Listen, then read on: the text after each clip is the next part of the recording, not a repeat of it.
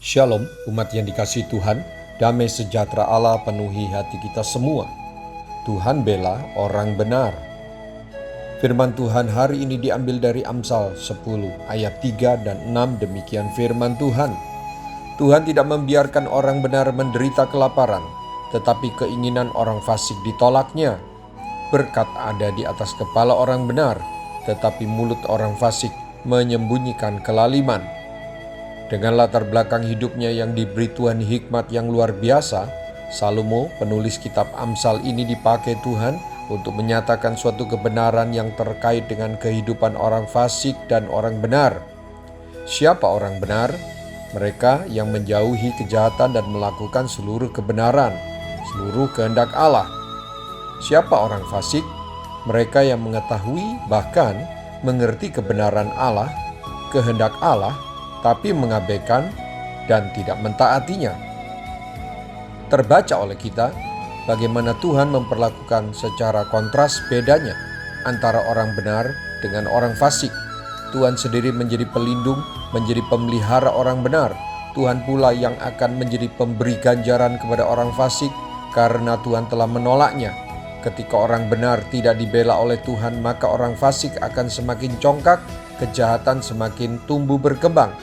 Jika orang fasik tidak diganjar, maka orang benar akan semakin dihina dan orang fasik tidak akan belajar takut akan Tuhan.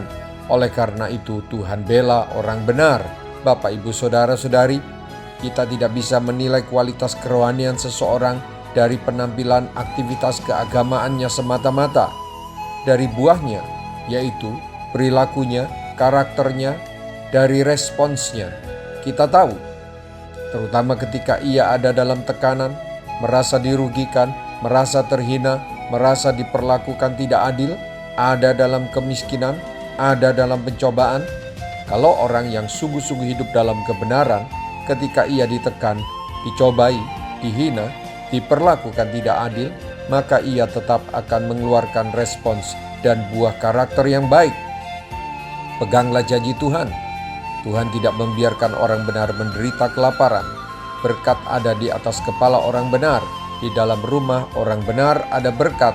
Ia akan tetap teguh di saat badai datang dan bagikan bunga yang tetap mekar di musim panas tiba. Haleluya. Mari kita berdoa.